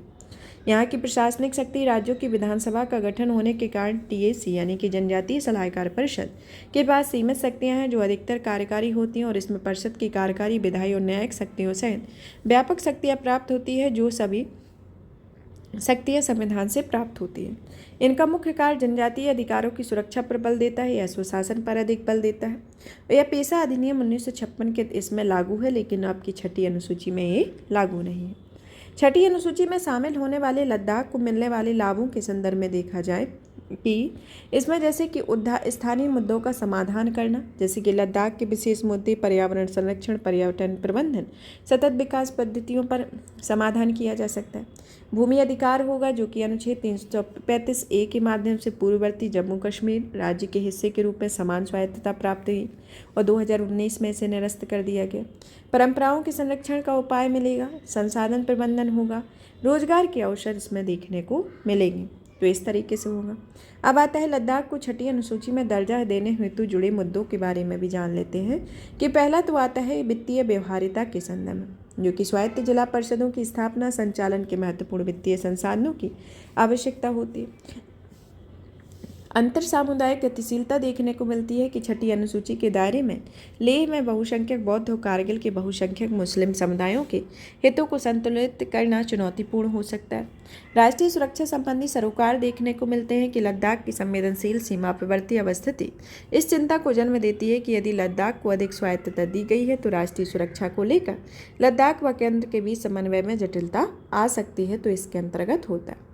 निष्कर्ष के तौर पे देखा जाए तो लद्दाख के प्रतिनिधि राजनेताओं तथा केंद्र सरकार के शामिल करते हुए आपसी संवाद करना महत्वपूर्ण है, क्योंकि लद्दाख के विकास की कुंजी एक ऐसा समाधान खोजने में निहित है जो व्यापक राष्ट्रीय ढांचे पर विचार करते हुए लद्दाख की विशिष्ट पहचान और आकांक्षाओं का सम्मान करती है और सकारात्मक परिणाम प्राप्त करने के लिए खुला संचार और अन्य विकल्प तलाशने की जरूरत होती है। अब नेक्स्ट क्वेश्चन आता है, मतलब कि नेक्स्ट टॉपिक आता है भारत में मंदिरों के विनिमय के बारे में, टेम्पल रेगुलेशन इन इंडिया के बारे में, कि हाल ही में कर्नाटक विधानसभा ने राज्य में मंदिरों को विनियमित करने के उद्देश्य से कर्नाटक हिंदू धार्मिक संस्थान या धर्मार्थ बंदोबस्ती संशोधन विधेयक 2024 को पारित किया। इसके संदर्भ में जानते हैं सबसे पहले कि ये जो औपनिवेशिक काल में मंदिरों का विनिमय किया गया था उसके अंतर्गत जो यह विधेयक था, उस विधेयक के बारे में पहले जानते हैं। फिर जानते हैं कि इस प्रावधान को क्यों लागू किया गया और इसमें क्यों संशोधन किए गए, कि क्या इसमें ज़रूरत पड़ी, क्योंकि ये नियम तो पहले से ही लागू हैं, और अभी आखिर इसकी आवश्यकता क्या है, इसके संदर्भ में देखते हैं। और एक तरीके से देखा जाए कुछ समय के अनुसार संशोधन करने की आवश्यकता होती है, क्योंकि जब ये अधिनियम बनाए गए थे तब रिसोर्सेज और प्रक्रिया अलग तरीके से होती थी, लेकिन अभी के हिसाब से चीज़ें बदल गई हैं, तो उसमें एक तरीके से संशोधन की आवश्यकता एक टाइम के बाद ज़रूरत पड़ती ही है। अगर हम अपनी लाइफ स्टाइल में देखें तो हम पहले किस तरीके से रहते थे, तो उसके संदर्भ में देखा जाए तो हम उस परिस्थितियों के हिसाब से उस तरीके से रहते थे, लेकिन आज की जो परिस्थितियां हैं तो आज हमें उस परिस्थितियों के अकॉर्डिंग चलना होगा, तो हमने अपने आप में एक सुधार किया। इसी तरीके से अगर कोई नियम बन जाते हैं तो नियम पहले एक प्रक्रिया बन गई है जो उस समय के हिसाब से बने, लेकिन समय रहते उनमें संशोधन करने की ज़रूरत पड़ती है। तो इस तरीके से ये प्रक्रिया होती ही है, ये सामान्य तौर पर भी देखी जाती है और नियम अधिनियम के तौर पर भी ये प्रक्रिया लागू होती है। औपनिवेशिक काल में मंदिरों के विनिमय 1863 के अधिनियम के संदर्भ में देखा जाए, जो कि धार्मिक बंदोबस्ती अधिनियम है, जिसमें मंदिरों की देखरेख हेतु स्थानीय समितियों की स्थापना के लिए पारित किया गया था। और मद्रास हिंदू धार्मिक बंदोबस्ती अधिनियम 1925 में इस अधिनियम में बोर्ड आयुक्तों को मंदिरों के प्रबंधन की निगरानी करने के लिए अधिक शक्तियाँ प्रदान की गई थी। इससे संबंधित जुड़े तथ्यों के बारे में देखा जाए तो यह विधेयक द्वारा कर्नाटक हिंदू धार्मिक संस्थान या धर्मार्थ बंदोबस्ती अधिनियम 1997 में संशोधन किया गया। इसमें देखा जाए तो जो भी रेगुलेशन, मतलब कि जो भी विधेयक में संशोधन होता है वो पहले कहीं ना कहीं लाया गया होता है, तो वह किस में संशोधन कर रहा है, जो कि 1997 में आया था और अभी 2024 में इसमें कुछ संशोधन किए गए। संशोधन के मसौदे को भी देख लेते हैं कि इसका क्या आधार रहा है और आधार के साथ ये भी देखते हैं कि क्या बदलाव किया गया, कि पहले किस तरीके की प्रक्रिया थी और अभी किस तरीके की प्रक्रिया में इसको क्या ऐड ऑन किया गया है, क्योंकि ज़्यादातर चीज़ें इसमें ऐड ही की जाती हैं। जब कोई संशोधन होता है तो जो पहले प्रचलित नहीं था अभी वो चीज़ें आ गई हैं सुर्खियों में, या फिर अब वो प्रक्रिया के तहत चली रही हैं जिससे नहीं चल पा रहा है, तो उसमें संशोधन होता है। इस विधेयक को यह निर्धारित किया गया है कि जिन मंदिरों का वार्षिक राजस्व 1 करोड़ रुपए से अधिक है उस मामले में राज्य सरकार उन मंदिरों को प्राप्त आय का 10% है, और जिन मंदिरों का वार्षिक राजस्व 10 लाख रुपए है उनकी आय का 5% ग्रहण करेगी। इससे पहले देखा जाए तो 5 लाख से 10 लाख रुपए की वार्षिक आय वाले मंदिरों को 5% का कॉमन पूल फंड अंशदान करना होता था, और 10 लाख रुपए से अधिक वाले मंदिरों को केवल 10% अंशदान देना होता था। तो इस तरीके से था। इस विधेयक में प्रस्तावित किया गया है कि आवंटित धन का उपयोग आर्चकों यानी कि पुजारियों के कल्याण और मंदिरों के विकास के लिए किया जाएगा जिनकी वार्षिक आय 5 लाख से रुपये से कम है। मंदिरों को विनियमित करने के लिए कुछ संवैधानिक और संस्थागत ढांचा भी है, जैसे कि भारतीय संविधान के अनुच्छेद 25 के क्लॉज 1 में कहा गया है कि धार्मिक स्वतंत्रता का अधिकार प्रदान करते हैं।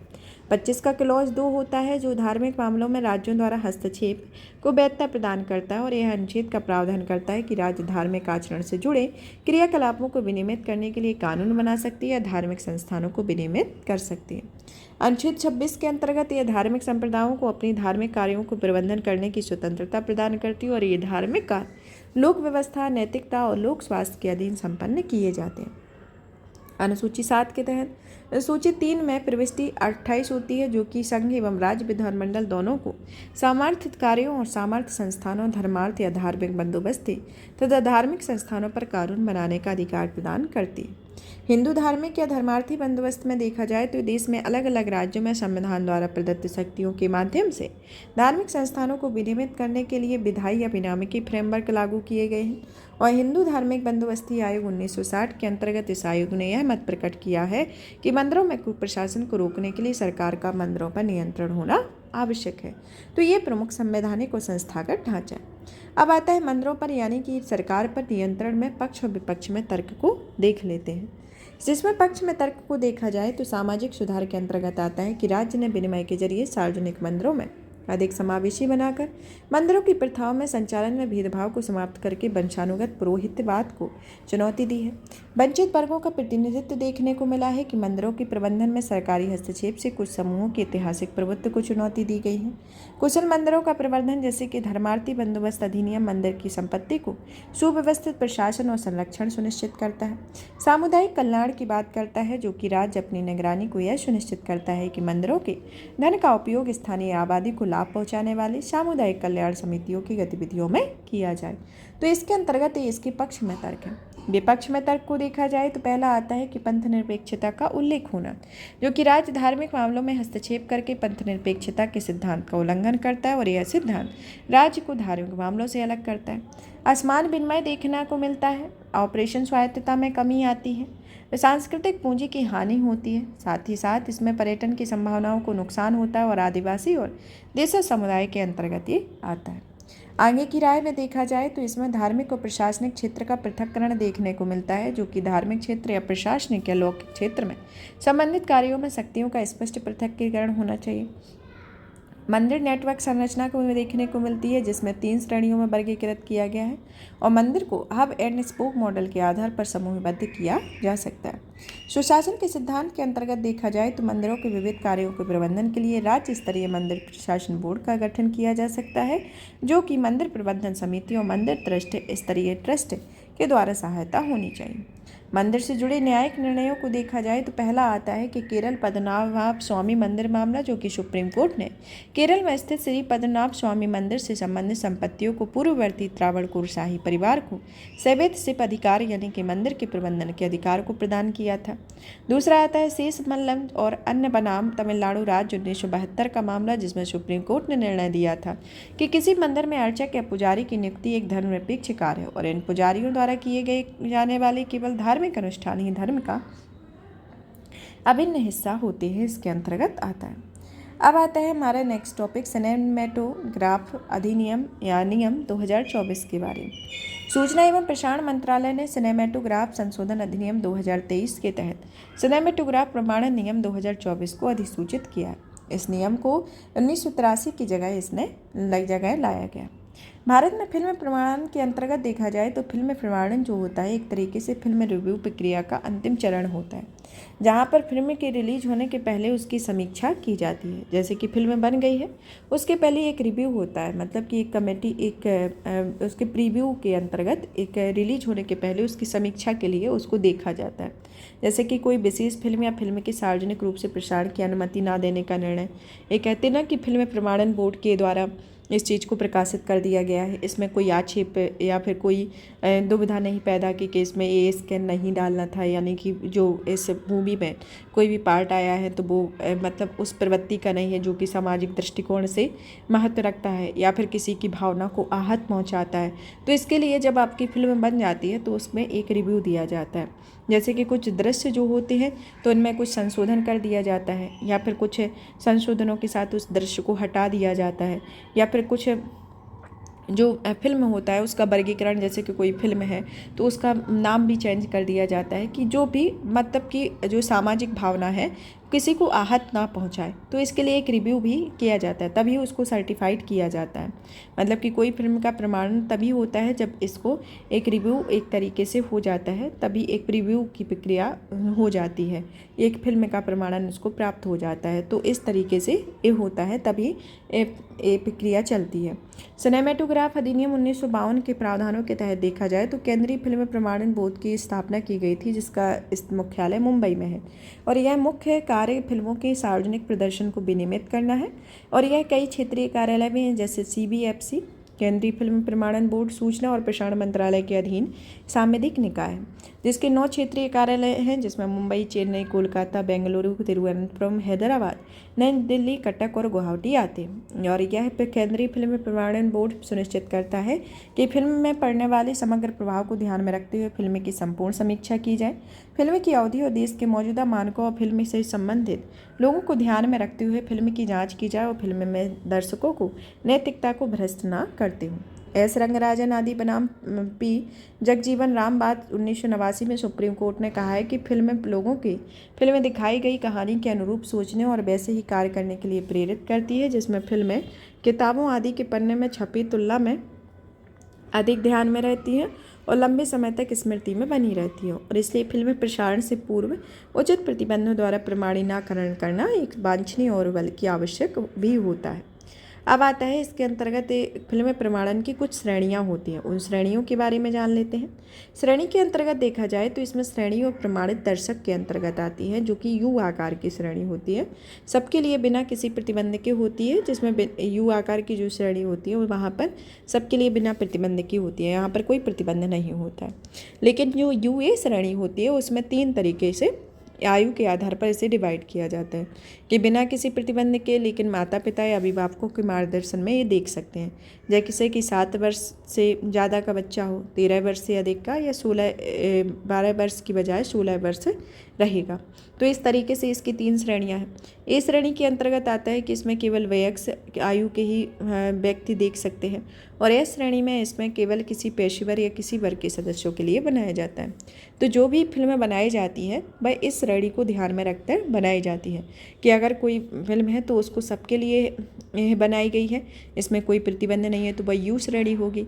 और वह कि बिना किसी प्रतिबंध, जो कि माता पिता मतलब कि अभिभावकों की देखरेख में देखते हैं, तो वह 7+ के बच्चे होते हैं, 13 साल से प्लस ज़्यादा के 12 साल या 16 वर्ष तक के बच्चे इसमें अलग अलग कैटेगरी में डिवाइड होते हैं। और ये श्रेणी के अंतर्गत आती है कि जिसमें 18 वर्ष प्राप्त कर ले, मतलब कि वयस्क जो व्यक्ति होगा वही देख पाएगा। और एस के अंतर्गत इसमें किसी पेशेवर या किसी वर्ग के सदस्यों के लिए ये आती है। तो इस तरीके से इसकी फिल्म प्रमाणन की ये श्रेणियाँ निर्धारित की गई हैं, जिसके तहत ही जो मूवी जो प्रकाशित की जाती है तो इन श्रेणियों को ध्यान में रखकर ही की जाती है। अब आता है सिनेमेटोग्राफ नियम 2024 के मुख्य बिंदुओं पर नज़र डाली जाए तो इसमें पहला तो आता है पदावधि के संदर्भ में, जिसमें CPFC के सदस्यों का कार्यकाल केंद्र सरकार निर्धारित करती है। महिलाओं के प्रतिनिधित्व इसमें अधिक है क्योंकि इसमें 1/3 सदस्य महिलाएं इसमें हैं, और इसमें बोर्ड में आधी सदस्य महिलाएं हों। मतलब कि यह प्रयास किया जाएगा कि आधी सदस्य महिला हो, लेकिन प्रेजेंट में देखा जाए तो 1/3 है। अध्यक्ष की अस्थायी अनुपस्थिति होना कि अध्यक्ष के अनुपस्थित होने पर केंद्र सरकार बोर्ड के सदस्यों में से किसी सदस्य को अस्थायी रूप से अध्यक्ष के पद हेतु नामित कर सकेगी। सलाहकार पैनल का गठन किया जाएगा। बेहतर दक्षता में सुधार किया जाएगा। UA जो वर्गीकरण को आगे बढ़ाया जाएगा, जो कि 3 आधारों पर इसमें दिया गया है। प्रायोरिटी के आधार पर स्क्रीनिंग का प्रावधान कि कई बार फिल्म निर्माताएं फिल्म की रिलीज होने की घोषणा की मंजूरी के पहले ही कर देते हैं, और इस ध्यान में रखते हुए प्रायोरिटी के आधार पर CBFC की ओर से स्क्रीनिंग का प्रावधान किया जा रहा है, तो इसके अंतर्गत आता है। टेलीविजन के लिए फिल्म की श्रेणी में बदलाव किया जाता है। प्रमाण पत्रों की स्थायी वैधता इसके अंतर्गत आती है। अब आता है कि सिनेमेटोग्राफ है संशोधन अधिनियम 2023 के प्रावधान को देखा जाए तो इसमें आता है कि यह अनाधिकृत रिकॉर्डिंग और उनके अनाधिकृत प्रदर्शन को रोक लगाता है। साथ ही इसे कॉपीराइट अधिनियम 1957 के प्रावधानों के तहत दंडनीय अपराध बनाया गया। यह अधिनियम भारत संघ बनाम के KM शंकरप्पा बाद के सुप्रीम कोर्ट द्वारा दिए गए निर्देश के अनुरूप अधिनियम की धारा 6 क्लॉज 1 में निरस्त करता है। बाद में सुप्रीम कोर्ट यह निर्णय दिया जाता था कि केंद्र CBFC द्वारा पहले से प्रमाणित फिल्मों के लिए फिर से समीक्षा करने की शक्तियों का प्रयोग नहीं कर सकता है। अब आता है कि भारत में फिल्म प्रमाणन से संबंधित मुद्दे एवं समस्याओं के बारे में देख लेते हैं। पहला तो आता है ओवर द टॉप प्लेटफॉर्म, मतलब कि OTT प्लेटफॉर्म। यह प्लेटफॉर्म जो होता है वह प्रसारित होने वाले कंटेंट को विनियमित करने का अधिकार इसमें नहीं होता है CBFC के पास में। सेंसरशिप और कंटेंट प्रतिबंध को देखा जाए तो इसमें अत्यधिक सेंसरशिप संभावित रूप से कलात्मक स्वतंत्रता और रचनात्मक अभिव्यक्ति में बाधा डाल सकती है। प्रमाणन में देरी के संदर्भ में देखा जाए तो इसके समक्ष प्रमाणन के लिए प्रस्तुत की जाने वाली फिल्मों की संख्या अधिक होती है और ऑनलाइन पायरेसी से निपटने में विफल रहती है, क्योंकि ऑनलाइन पायरेसी की जटिलताओं को दूर करने में विफल है, जिसके परिणामस्वरूप मिरर सर्वर जैसी कमियां या खामियां रह जाती हैं। और कानूनी चुनौतियों में देखा जाए तो अदालत में कई बार प्रमाणन प्रक्रिया में चुनौती दी गई है, और हाल ही में आदिपुरुष नामक फिल्म के सर्टिफिकेट को रद्द करने की मांग को लेकर कोर्ट में याचिका दायर की गई थी, और इस फिल्म के लोगों की धार्मिक भावनाओं को ठेस पहुंचाने का आरोप लगाया गया था। निष्कर्ष के तौर पर देखा जाए तो सिनेमेटोग्राफ नियम 2024 में प्रक्रियाओं का सुव्यवस्थित संचालन, विविधतापूर्ण प्रवृत्ति ने नृत्य करना एक सकारात्मक कदम है। फिर भी सेंसरशिप, कंटेंट पर नियंत्रण आदि को लेकर चिंताएं बनी हुई हैं और रचनात्मक स्वतंत्रता और सामाजिक जिम्मेदारी के बीच बेहतर संतुलन स्थापित करना एक चुनौती बना हुआ है। अन्य संबंधित पहलू को देखा जाए तो हाल ही में सूचना और प्रसारण मंत्रालय श्रवण और दृष्टिबाधित दिव्यांगजनों के लिए सिनेमाघरों में फीचर फिल्मों के सार्वजनिक प्रदर्शन के दौरान सुलभता संबंधी मानकों से जुड़े दिशा निर्देश दिए हैं और यह पहल दिव्यांगजन अधिकार अधिनियम 2016 के अनुरूप है और यह दिव्यांगजनों में फिल्मों की पहुंच सहित सूचना और संचार में सार्वभौमिक पहुंच तक समावेशी को बढ़ावा देने के लिए सरकारी कार्यवाही को अनिवार्य बनाता है, तो इसके अंतर्गत आता है। अब संक्षिप्त सुर्खियों के अंतर्गत देखा जाए तो पहला आता है सदन में वोट और भाषण देने के लिए रिश्वत लेने पर सांसदीय विधायकों को अभियोजन से छूट नहीं, सुप्रीम कोर्ट के द्वारा ये कहा गया। हाल ही में सीता सोरेन बनाम भारत संघवाद 2024 में 7 न्यायाधीशों की संवैधानिक पीठ ने पीवी नरसिम्हा राव मामले में दिए गए निर्णयों को रद्द कर दिया। सुप्रीम कोर्ट ने हालिया निर्णय में स्पष्ट किया कि कानूनी निर्माता सदन में भाषण या वोट के लिए रिश्वत लेने के मामले में अभियोजन से झूठ का दावा नहीं करते। निर्णय से जुड़े महत्वपूर्ण बिंदुओं पर नजर डाली जाए तो पहला आता है रिश्वत के लिए उन्मुक्ति नहीं होना, कि रिश्वत लेने के लिए आरोपी या सांसद विधायक संविधान के अनुच्छेद 105 और 194 के तहत अभियोजन में किसी भी तरह की उन्मुक्ति का दावा नहीं कर सकते हैं। फिर आता है कि संविधान के अनुच्छेद 105 का क्लॉज 2 कहता है कि संसद के सांसदों द्वारा कही गई किसी बात या डाले गए वोट के संबंध में उनके खिलाफ किसी न्यायालय में कोई कार्रवाई नहीं की जाएगी। और संविधान के अनुच्छेद 194 के क्लॉज में यह प्रावधान किया गया है कि विधानमंडलों में विधायकों द्वारा कही गई किसी बात या डाले गए वोट के संदर्भ में उनके खिलाफ किसी भी न्यायालय में कोई कार्रवाई नहीं की जाएगी। इसके अंतर्गत आता है दोहरा परीक्षण के संदर्भ में देखा जाए तो एक सांसद विधायकों द्वारा विशेष अधिकार का दावा निम्नलिखित दोहरे परीक्षण का दावा निर्धारित करता है। यह दावा विशेष अधिकारों सदन के सामूहिक कामकाज से जुड़ा होना चाहिए और यह विधि निर्माता के अनिवार्य कर्तव्यों के निर्वहन कार्य से संबंधित होता है। क्रिमिनल कोड का अधिकार क्षेत्र होता है जिसमें विधि निर्माता के खिलाफ रिश्वतखोरी के मामले की सुनवाई से न केवल इसलिए बाहर नहीं रखा जाता है क्योंकि उसके द्वारा सदन अवमानना या उनके विशेषाधिकार का उल्लंघन मानता है। संसदीय विशेषाधिकार के दायरे के संदर्भ में देखा जाए तो इसमें बोलने और मतदान करने की सुरक्षा प्रदान होती है, जिसके अंतर्गत इसमें शामिल हैं जैसे कि राज्य सभा का चुनाव, राष्ट्रपति या उपराष्ट्रपति के चुनाव आते हैं। पीवी नरसिम्हा राव बनाम राज्यवाद 1998 के बारे में देखा जाए तो इसके अंतर्गत इस मामले में आरोप लगाए गए थे कि झारखंड मुक्ति मोर्चा सांसदों ने 1993 में अविश्वास प्रस्ताव के दौरान सरकार के पक्ष में मत में देने के लिए रिश्वत ली हुई थी और इस मामले में सुप्रीम कोर्ट के 5 न्यायाधीशों की पीठ ने 3:2 के अनुपात में बहुमत का निर्णय सुनाया था और संविधान के अनुच्छेद 105 के क्लॉज 2 और 94 के क्लॉज 2 के तहत सांसदों और विधायकों को प्राप्त कानूनी उन्मुक्ति संसद या विधानमंडल में किसी भी भाषण या वोट देने के लिए रिश्वत के आरोप में आपराधिक मुकदमे में से संरक्षण प्रदान करती है। अब आता है नीति फॉर स्टेट्स प्लेटफॉर्म के बारे में। इसकी सरकार ने नीति फॉर स्टेट्स प्लेटफॉर्म शुरू किया है। यह एक व्यापक डिजिटल पहल होती है जिसमें राज्यों या केंद्र शासित प्रदेशों के राष्ट्रीय विकास लक्ष्यों को प्राप्त करने हेतु सशक्त बनाने के लिए डिजाइन किया गया। इस प्लेटफॉर्म की प्रमुख विशेषताओं पर नजर डाली जाए तो यह प्लेटफॉर्म जो है वह बहुमूल्य संसाधनों के केंद्रीकृत रिपोजिटरी की सुविधा प्रदान करता है। यह सर्वोत्तम पद्धति है जिसमें नीतिगत दस्तावेज, डेटा सेट, नीति आयोग द्वारा जारी रिपोर्ट्स या स्टडी पेपर्स होते हैं। 22 मुख्य भाषाएं एवं 7 विदेशी भाषाएं उपलब्ध होती हैं। क्षमता निर्माण भी इनमें विभिन्न स्तर पर देखने को मिलती है। त्रिपुरा में त्रिपक्षीय समझौते के बारे में कि भारत सरकार ने त्रिपुरा सरकार या इंडिया प्रोग्रेसिव रीजनल अलायंस या अन्य हितधारकों ने एक त्रिपक्षीय समझौते पर हस्ताक्षर किए। इस समझौते का उद्देश्य त्रिपुरा के देशज लोगों के इतिहास, भूमि संबंधी राजनीतिक अधिकारों, आर्थिक विकास, पहचान, संस्कृति या भाषा से संबंधित समस्याओं का समाधान करना सौहार्दपूर्ण ढंग से करना है और समझौते के तहत पारंपरिक रूप से सहमत बिंदुओं को लागू करने के लिए एक संयुक्त कार्य समूह या समिति का गठन किया गया है जिसमें हितधारकों में किसी भी प्रकार के विरोध या आंदोलन का सहारा लेने से दूर रहने का आदेश दिया गया।